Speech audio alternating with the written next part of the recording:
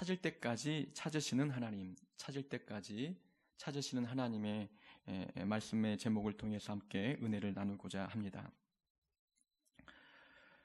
초등학교 한 5학년 때쯤에 이제 학교를 파하고 집으로 가기 위해서 짐을 싸는데 실내화 주머니가 사라졌습니다. 누가 장난 삼아 가지고 간 것 같은데 보이지 않는 겁니다. 이곳저곳 찾아다녔지만 결국 찾지 못하고 가방만 메고 집으로 돌아갔지요. 집에 가서 어머니께 실내화와 실내화 주머니를 잃어버렸다라고 이야기하자 야단을 치십니다. 빨리 가서 그것을 찾아오라고 하는 것이죠. 집에서 학교까지 거리가 걸어서 한 40분 정도 거리입니다. 다른 친구들은 버스를 타고 통학을 했는데 저는 늘 걸어 다녔습니다. 그 거리를 또 걸어가서 아무도 없는 교실과 그 운동장을 돌아다니면서 실내화 주머니를 찾을 걸 생각하니까 좀 막막했습니다. 그래서 또 할 수 없이 야단 맞으니까 학교까지 가서 실내화 주머니를 이곳저곳 찾는데 학교에는 좀 넓은 도랑이 있었습니다. 그 도랑을 건너는 다리에 서서 보니까 저만치 도랑 바닥에 실내화 주머니와 실내화 한 켤레가 떨어져 있는 겁니다. 딱 한 짝이 있으면 좋은데 반쪽은 사라지고 반쪽만 남아있는 거죠.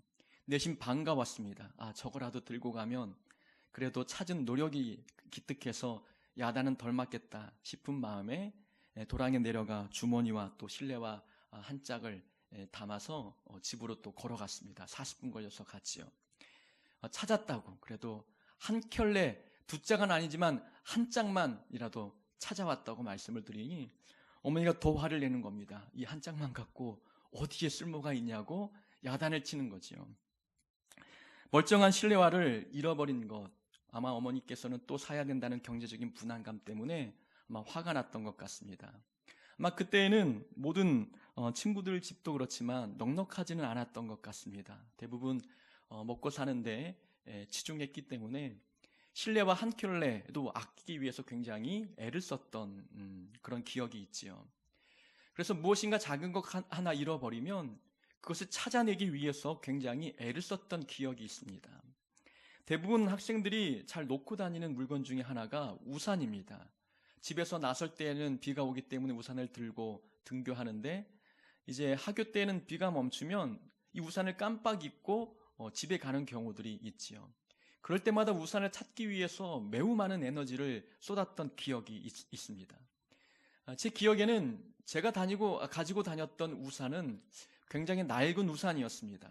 다른 친구들은 형형 색깔, 아주 컬러풀한 노란색, 파란색, 때로는 비닐 우산, 투명한 거 있잖아요. 그때 신기했거든요. 그런 우산을 들고 다니는데 제 우산은 늘 검정색 우산이었습니다. 그리고 우산을 딱 접으면은 딱 일자로 탁 뻗어 있어야 되는데 우산이 이렇게 휘어 있는 경우들이 있잖아요. 휘어 있는 우산은 오늘날에는 버튼만 누르면 쫙 펴지지만 과거에는 이렇게 수동으로 피는 거였잖아요. 이렇게 폈다가 접을 때에는 오늘날은 그냥 쑥 내리면 접히지만 뭔가 볼록 튀어나온 부분을 손으로 탁 눌러야 탁 떨어지는 게 있었어요. 근데 이걸 여기 부분이 녹슬어 버리면 잘 안 됩니다. 애써서 꽉 누르면 팍 떨어져가지고 이 살점이 찝히는 적도 굉장히 많이 있지요. 우산 기둥이 휘면 이게 더 안 내려오는 겁니다. 거기다가 더불어 우산 살까지 몇 개 나가기도 하고 살이 또 휘어지기도 하고 몇 개의 살은 또 어머니가 하얀 실로 또 꿰맸습니다. 색깔은 우산색은 검정인데 실은 하얀색이면 그게 굉장히 티가 났거든요. 제 생각에는 우산을 잃어버리면 하나 살 법도 한데 그걸 굳이 찾아와야 되는 그 상황이 너무 억울하기도 하고 그리고 좀 창피하기도 했던 기억이 있습니다. 그런 기억이 있다 보니까 우리 자녀들이 우산을 잃어버리고 아무렇지 않게 하나 사달라고 이야기하면 그때 생각이 나서 교육적인 면을 위해서라도 야단을 좀 쳐야 되겠다라는 생각이 드는 거죠. 우산 하나를 너무 가볍게 여기는 이 마음가짐이 너무나 물질에 대해서 소홀히 여기는 것은 아닐까 싶은 마음의 야단을 치게 되죠. 아무래도 오늘날 아이들은 좀 풍족한 또 넉넉한 가운데 살다 보니까 우산 같은 것 작은 하나는 잃어버려도 괜찮다고 하는 그런 마음으로 살아가는 것 같습니다. 또 오늘날 우리 아이들은 우산도 이쁘지 않으면 잘 들고 다니지 않아요. 컬러풀하고 또 3단 우산, 때로는 또 접는 우산, 또 어쩔 때는 긴 우산, 마음껏 원하는 그런 우산을 들고 다녔던 그런 아이들의 모습을 보게 됩니다. 작고 가치 없는 물건들, 우리는 그런 부분에 대해서 잃어버리면 그저 잊어버리기 일쑤입니다. 그런데 우리는 작고 또 값 나가지 않는 물건이라 할지라도 굉장히 소중히 다루는 것들이 있습니다. 그 물건과 애착 관계에 있으면은 비교적 값어치 없는 물건이라 할지라도 거기에 많은 애정을 쏟을 때가 있다는 것이지요. 꼬마 아이들의 모습을 보면은 어른이 볼 때에는 귀하게 여기지 않는, 귀중하게 보이지 않는 물건이지만 그 아이에게는 정말 사랑하는 물건이어서 그것을 고이 간직하는 모습을 보지 않습니까? 그걸 잃어버리면 더 좋은 걸 돈 주고 사도 될 법한데 애착 관계가 형성되어 있는 물건은 그거 아니면 안 되는 경우들이 있다는 것이지요. 크고 작은 게 문제가 아닙니다. 비싸고 덜 비싸고의 문제가 아니라 내가 사랑하는 물건, 나와 애착 관계에 있는 물건이면 그거 아니면 안 되는, 그것만 고수하는 그런 사랑의 애착의 마음이 우리 안에 있음을 보게 됩니다. 오늘 본문은 두 가지 비유에 대해서 말씀합니다. 잃어버린 양의 비유와 잃어버린 드라크마의 비유입니다. 이 두 가지 비유가 공통적인 주제를 내포하고 있습니다. 잃어버렸으면 그것을 찾아 나서는 목자, 또 잃어버린 드라크마를 찾기 위해서 노력하는 한 여인의 모습이 나오게 되지요. 어찌 보면 이 본문 속에 등장하는 이 두 가지 비유는 잃어버린 것은 소수이고 남아있는 것은 많았습니다. 남은 것에 비해서 잃어버린 것은 하나밖에 아니라는 거죠. 99마리의 양이 있고 한 마리를 잃은 것 뿐입니다. 9개의 드라크마가 아직도 남아있고 잃어버린 것은 한 드라크마 뿐이죠. 이 드라크마는 이제 로마 화폐 단위로 바꾸어 표현하면 데나리온입니다. 한 장정이 하루 품삯으로 벌 수 있는 금액, 바로 1데나리온, 1드라크마이지요.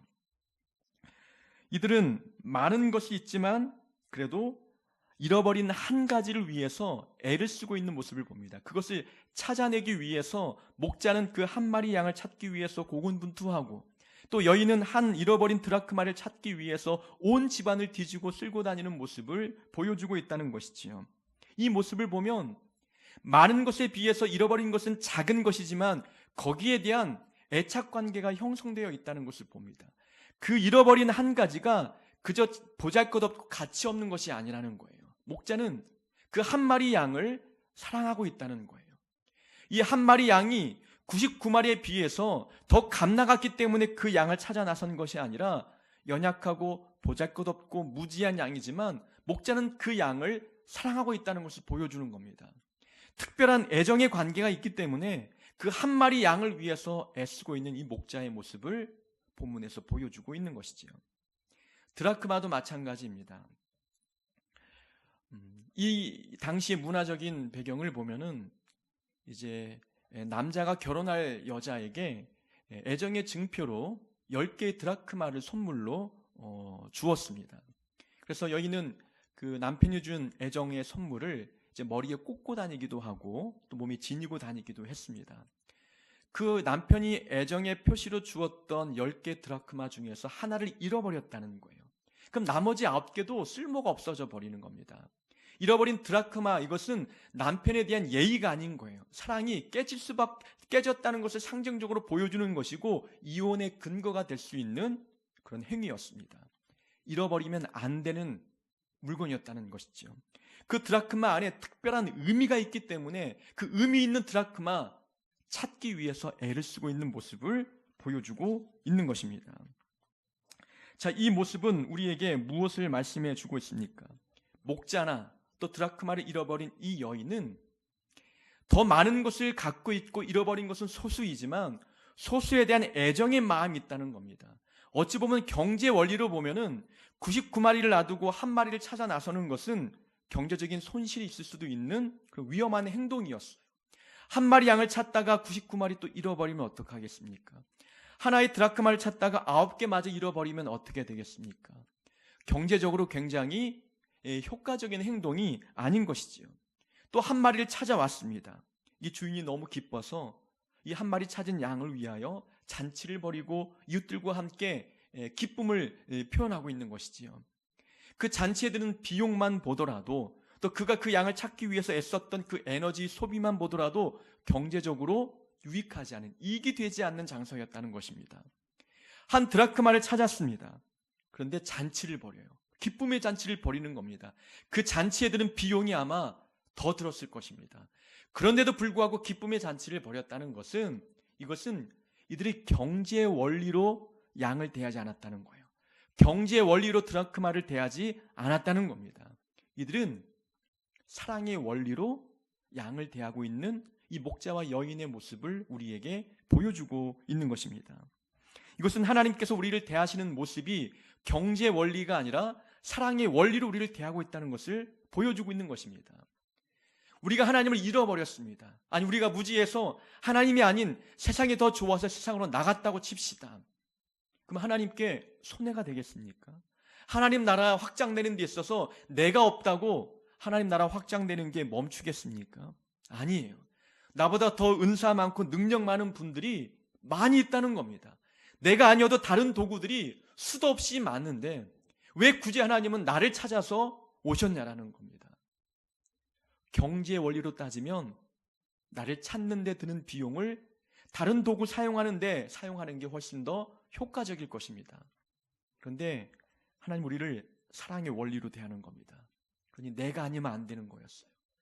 더 능력이 많고 뛰어난 인물이, 또 그 도구가 많지만 하나님의 사랑의 대상인 나를 찾아 나서시는 아버지의 모습을 우리에게 보여주고 있는 것입니다. 우리는 서로와의 관계, 또 하나님과의 관계를 경제의 원리로 맺을 것이 아니라 사랑의 원리로 맺어야 된다는 것을 우리에게 가르쳐주고 있습니다. 부모가 자녀를 양육하면서 경제의 원리로 자녀를 대한다고 생각해 보십시오. 태어날 때부터 이 자녀가 독립할 때까지 이 자녀에게 투자된 돈이 얼마인지를 꼼꼼하게 다 기록했다고 생각해 보십시오. 태어나자마자 병원 비용, 또 그의 기저귀 값, 그가 입었던 베네저고리, 모든 걸 다 기록하고 그의 학비와 학용품과 이거 다 기록해서 아이가 독립할 때에 이걸 내밀고 투자한 만큼 뽑아낸다고 생각해 보십시오. 이게 어찌 부모와 자녀와의 관계일 수 있겠습니까? 부모와 자녀와의 관계는 사랑의 원리로 맺어진 관계잖아요. 부모는 자녀를 위해서 끊임없이 헌신하고 끊임없이 섬깁니다. 사랑을 쏟아붓는 겁니다. 나는 못 먹어도 자녀는 먹이고 나는 못 입어도 자녀는 입히는 것이 이 부모의 마음, 사랑에 기반된 행동이지 않겠습니까? 자녀를 새 키우다 보면은 정말 그런 자녀에게 하나라도 더 입히기 위해서 내 것을 못 입는 경우들이 참 많습니다. 운동화를 한 켤레 사기 위해서 마음 먹고 돈을 모으면 남자다 보니까 아들이 신발이 금방 헤어집니다. 그럼 아들을 또 사줘요. 또 모아뒀다가 내 거 살 때쯤 되면은 또 딸 한 명이 또 신발 살 때가 됩니다. 또 내 거 살 때가 될 때쯤에 보면은 또 딸 하나, 또 다른 딸이 또 신발이 헤어지는 거예요. 한 2바퀴 정도 돈 다음에 저에게 기회가 돌아오는 모습을 보게 되죠. 또 돈이 또 여윳돈이 생기면 돈이 없을 때 아이들에게 용돈을 주기 어려우니까 여윳돈이 있을 때마다 그때그때 아이들에게 먼저 용돈을 주는 거죠. 이것은 경제 원리로 따질 수 있는 부분이 아니라는 거예요. 사랑의 원리에서 봐야만 이런 부모의 행동이 이해가 되는 것입니다. 하나님께서 우리를 그런 사랑의 원리로 대하신다는 거예요. 우리가 무엇이 잘나서 하나님께서 우리에게 사랑을 쏟아 부어 주시겠습니까? 우리를 통해서 하나님께서 얻고자 하는 많은 유익이 무엇이 있겠어요? 우리가 하나님께 도움이 되면 얼마나 도움이 되겠습니까? 그런데도 하나님은 우리를 찾아오셨고 우리를 찾으신 것에 대해 기뻐하시고 우리에게 더 많은 은혜와 복을 부어주셨습니다. 우리를 사랑하시기 때문에 그런 행위를 우리에게 보여주시는 것이지요. 교회는 사랑의 원리로 돌아가야 하는 공동체입니다. 서로와의 관계도 사랑의 원리로 교제해야 되는 것이지요. 내가 섬긴 만큼 받고자 하는 것, 대가를 구하는 것, 이것은 사랑의 원리가 아닙니다. 경제의 원리인 거예요. 예수님 우리에게 말씀하셨습니다. 우리가 몇 주 전에 말씀을 보았듯이 이웃을 대접할 때에는 갚을 능력이 없는 자들을 초대해서 대접하라고 말씀하셨지 않습니까? 사랑의 원리에서 말씀하시는 겁니다. 대가를 구하지 않고 베푸는 겁니다.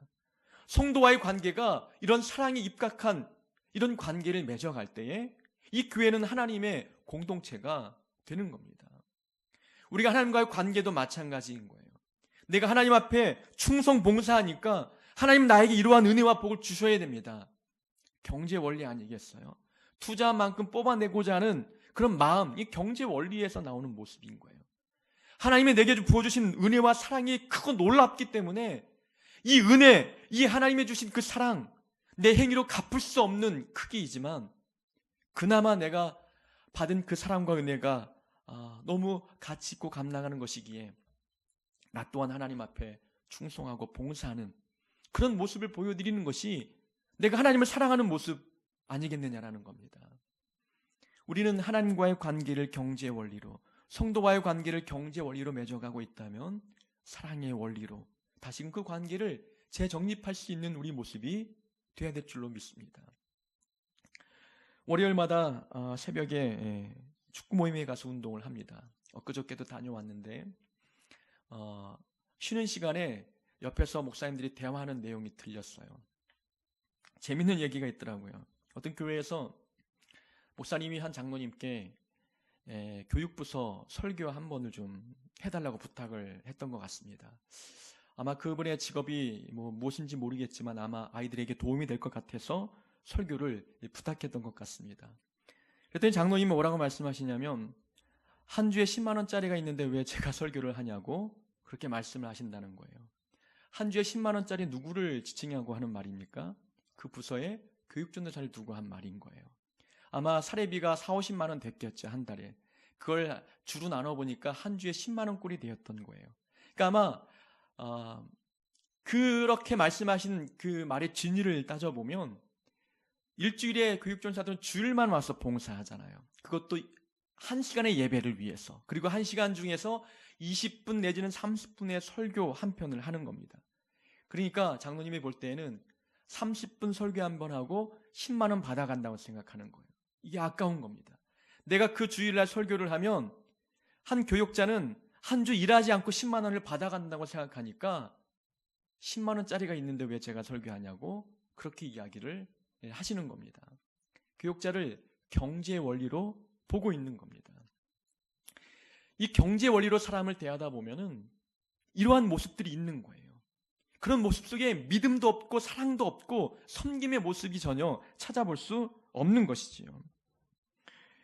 우리는 사랑의 원리로 교육자를 대하고 교육자는 성도를 사랑의 원리로 대해야 되는 것입니다.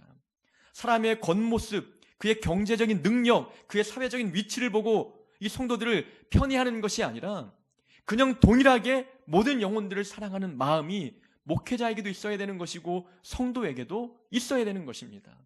우리가 받은 사랑이 바로 하나님의 놀라운 대가 없는 사랑을 받았기 때문에 우리의 관계도 그런 사랑의 관계를 맺어가는 것이 하나님을 기쁘게 해드리는 모습이라는 것입니다.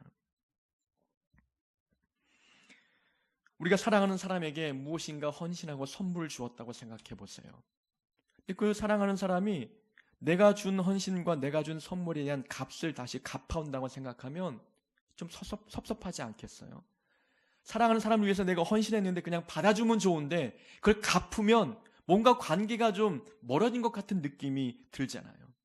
대가를 바라고 섬기는 것은 사랑이 아니라는 겁니다. 그것은 경제의 원리로 우리가 신앙생활을 하고 있는 것입니다. 이런 양의 비유와 이런 드라크마의 비유를 통해서 우리가 깨닫는 한 가지 첫 번째 교훈은 바로 우리는 하나님과의 관계 또 성도와의 관계, 경제 원리가 아닌 사랑의 원리로 관계를 맺어야 된다는 것을 우리에게 가르쳐주고 있습니다. 목자는 한 마리 잃은 양을 찾기 위해서 99마리 양을 들에 놔두고 길을 나섰습니다. 99마리 양의 입장에서 보면은 본인들은 소외된 것 같은 생각이 들 수도 있습니다. 이 본문을 보고 과거에 한 분이 그렇게 물어왔습니다. 이건 차별이 아닙니까? 한 마리만 귀하고 99마리는 귀하지 않다는 말입니까? 한 마리 찾다가 99마리 또 잃어버리면 어떻게 되겠습니까? 99마리 불쌍한 건 아닌가요? 한 마리는 자기 갈 길 가는 것이고 목자 말 잘 듣고 순종 잘한 99마리 이 99마리가 더 귀한 것 아닙니까? 라고 이야기하는 분이 계셨어요. 말씀을 드렸습니다. 그렇게 말씀하시는 이유는 본인이 99마리 양에 포함되어 있다고 생각하니까 그런 불만이 있는 거라고 말씀을 드렸어요. 본인이 잃어버린 한 마리 양의 입장이라고 생각해 보세요. 그 양이 당신이라고 생각하면 그런 말이 나오겠느냐라는 겁니다. 우리는 잃어버린 한 마리 양이 바로 우리라는 거예요. 99마리에 속해 있는 자가 우리가 아니라 우리는 하나님을 버리고 내 갈 길 갔던 잃어버린 양이 우리라는 거예요. 그럼 잃어버린 양이 우리라고 생각할 때에 내가 잃어버린 양이면 목자가 찾아와 주기를 기다리지 않겠어요? 나는 돌아갈 방법을 모르는데 목자가 나의 이름을 부르며 나를 찾아와 주는 것이 얼마나 큰 은혜이고 감사한 일이겠어요. 99마리 양에게 미안하지만 하나님의 나를 찾아오신 그 자체가 이것은 사랑이고 은혜인 거예요. 우리는 잃어버린 한 마리 양이 내 자신이라는 생각을 가지고 말씀을 봐야 하나님의 은혜와 사랑이 느껴지는 거죠. 그리고 또 한 가지 덧붙여 말씀을 드렸습니다. 목자는 99마리보다 한 마리를 더 귀하게 여긴 것이 아니라 목자는 100마리를 다 사랑한 거라고 말씀을 드렸어요. 100마리를 다 사랑하기 때문에 한 마리도 찾아오고 싶었다는 겁니다. 내가 사랑하는 대상이 100이기 때문에 이 중에 한 마리도 잃어버리고 싶지 않은 그 사랑의 마음이 목자에게 있었던 것이라고 말씀을 드립니다. 이 목자의 모습, 또 드라크마를 잃어버린 여인의 모습을 보면 우리가 또 깨닫는 교훈은 하나를 사랑하지 않고 전체를 사랑하는 것은 있을 수 없다는 거예요. 한 마리를 지극히 사랑해야 이 100마리 전체를 사랑할 수 있다는 겁니다. 작은 것은 보잘것없어서 사랑하지 않는데 큰 것을 사랑할 수 있다? 하나님 나라의 법칙과 맞지 않는 모습입니다. 하나를 사랑할 줄 알아야 나머지도 사랑할 수 있는 거예요. 작은 것을 사랑할 수 있어야 큰 것을 사랑할 수 있는 것이 바로 하나님 나라의 법칙인 겁니다. 지극히 작은 것에 충성한 자가 큰 것을 맡을 때에도 충성할 수 있는 것 아니겠습니까? 한 마리 양을 사랑하지 않고 99마리가 있으니 한 마리 양 포기해버린다면 99마리에서 또 한 마리 잃어버리면 또 그 한 마리 또 포기할 것이고 99마리가 97마리 되고 점점 줄어들면 남는 게 어디 있겠어요? 하나님께서는 이 목자가 양을 사랑하는 그런 목자이기 때문에 이 사랑이 넘치는 목자에게 양을 보내주시는 겁니다. 그러니까 우리는 작은 것에 대해서 소홀히 여기지 말아야 된다는 겁니다. 지극히 작은 소자를 사랑하는 마음이 우리 안에 있어야 되는 것입니다. 작은 것을 사랑하지 않고는 전체를 사랑할 수 없다고 하는 이 교훈이 오늘 본문 비유 속에 담겨 있는 것입니다. 이것은 목회자인 저에게도 꼭 필요한 말씀이고 내 목회 현장에도 적용이 필요한 말씀이죠. 우리 성도들 가운데 한 영혼을 귀하게 여기는 마음이 있어야 그 마음을 보시고 하나님께서 또 다른 양을 보내시는 거예요. 한 마리를 보잘것없고 소중하지 않다 여기는 그 목자에게 하나님이 99마리도 맡길 수가 없다는 겁니다. 한 마리도 귀하게 여기고 작은 한 영혼도 사랑하는 마음이 있어야 그 목사에게 하나님이 더 많은 양떼들을 보낼 수 있는 겁니다. 우리도 각자의 삶의 자리에서 목자입니다. 내게 주어진 한 마리 아니면 작은 것, 지극히 작은 소자, 한 영혼, 그 영혼을 사랑하는 마음이 우리 안에 있어야 큰 것을 사랑할 수 있는 것입니다. 다윗은 우리아를 전쟁터에서 죽게 만들었습니다. 밧세바와 부적절한 관계를 맺고 그 죄를 감추기 위해서 밧세바의 남편 우리아를 맹렬한 전투에 내보내 죽게 만들었지요. 몇 주 전에 우리가 그 말씀에 대해서 함께 상고해 보았습니다. 그래서 이제 하나님께서는 다윗에게 갓 태어난 아이를, 그 아들을 죽게 만들었지요. 그 본문을 통해서 말씀드렸던 주제는 이 긍휼이 없는 다윗의 마음, 남편을 잃고 또 아내를 빼앗긴 그 사람들의 그 아픈 마음을 헤아리지 못하는 이 다윗의 마음을 회복시키기 위해서 사랑하는 아들을 잃을 때의 아픔이 얼마나 큰지를 느껴보도록 하기 위한 하나님의 그런 섭리였다라고 말씀을 드렸지요. 긍휼을 회복하기 위해서 상대의 아픔을 느껴보도록 하기 위해서 그런 고통을 주셨다 말씀을 드렸습니다. 오늘 본문의 주제와도 일맥상통하게 적용해 보면 그렇습니다. 우리아를 사랑하지 않는 왕이 어찌 다른 백성을 사랑할 수 있겠느냐라는 거죠. 그래서 그 다윗의 마음에 한 영혼에 대한 사랑의 마음을 다시 불러일으키는 겁니다. 사랑하는 아들, 그 아들 잃었을 때 그 아픔, 우리아를 잃은 것이 바로 그런 아픔이 그 안에 있어야 된다는 겁니다. 우리아를 나와 관계 있는 사랑의 관계에 있는 사람으로서 한 영혼을 잃을 때에 그 아픔 얼마나 큰지를 느끼게 하여서 한 영혼에 대한 사랑의 마음이 다시금 생겨나도록 하기 위한 하나님의 계획이었음을 보게 되는 겁니다. 한 사람의 목숨을 하찮게 여겼던 왕이 어찌 수많은 백성들의 목숨을 귀하게 여기겠습니까? 자기의 이익과 유익을 위해서 한 사람을 그냥 죽음으로 내몰았는데 어찌 이 왕이 백성의 유익을 위해서 헌신하는 왕이 되겠습니까? 하나님은 한 영혼을 귀하게 여기도록 그 마음을 회복시키기 위해서 아들을 죽게 만들어 그 마음을 다시금 회복시키셨던 하나님의 계획을 보여주고 있는 것입니다. 하나를 사랑하지 않고는 전체를 사랑할 수 없습니다. 작은 것을 사랑하는 그 열정의 마음이 있어야 하나님은 그에게 많은 것을 맡기십니다. 두 비유의 공통적인 내용이 있습니다. 양을 찾은 목자도 기뻐했고 드라크마를 찾은 여인도 기뻐했습니다. 그리고 두 사람 모두 다 잔치를 벌여서 그 기쁨을 함께 이웃들과 나누게 되었지요. 이 비유의 주제는 그것입니다. 잃은 것을 찾았을 때에 하나님이 기뻐하신다는 겁니다. 이 비유를 누구에게 주님께서 말씀하셨냐면 바리새인들과 서기관들을 향해서 이 비유의 가르침을 주시는 겁니다. 이제 죄인과 세리가 예수님의 말씀을 듣기 위해서 찾아왔어요. 근데 그 모습을 보고 바리새인과 서기관들이 예수님을 비난하는 겁니다. 예수님이 죄인과 세리와 함께 먹고 어울리는구나 비난하고 있는 거예요.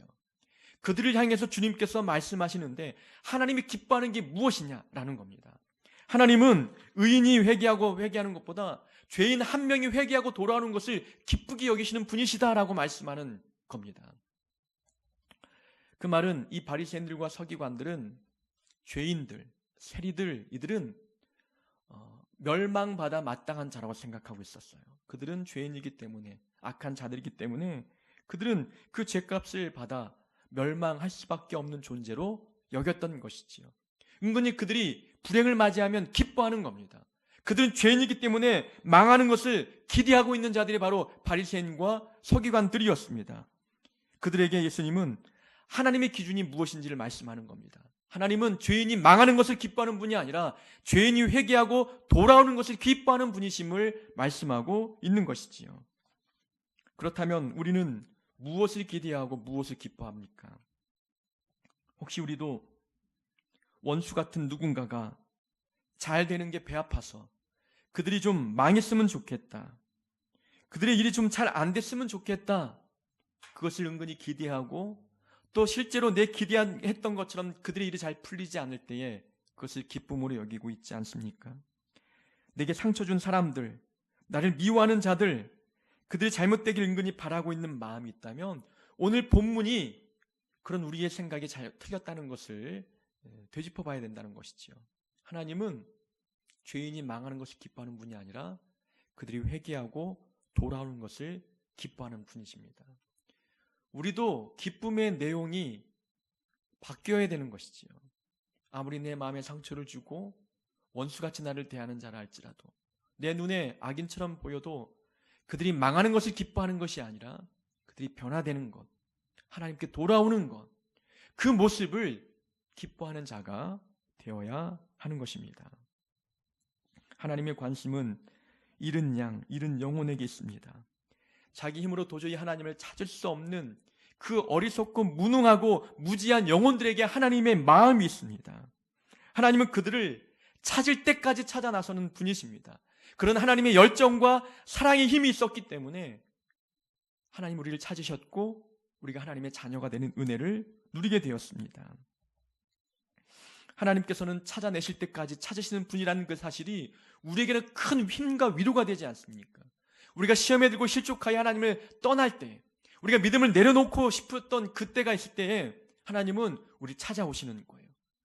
내가 하나님께 원망스러워 하나님을 떠나려고 할 때 하나님은 나를 찾아오신다는 분이라는 것을 우리가 떠올리기만 해도 위로가 되고 힘이 되는 것 아니겠습니까? 하나님은 결코 우리를 포기하는 분이 아니십니다. 내가 내 눈으로 나를 바라볼 때에 무능하고 하나님께 별반 도움이 되지 않는 사람처럼 보인다 할지라도 하나님은 그런 나를 사랑하십니다. 나를 사랑하셔서 나를 찾을 때까지 찾으시는 그런 하나님이십니다. 이 하나님과 올바른 사랑의 관계를 맺고 하나님이 기뻐하는 그 기쁨의 내용이 나의 기쁨이 될 수 있는 그런 하나님의 귀한 자녀 되기를 주의 이름으로 축원합니다.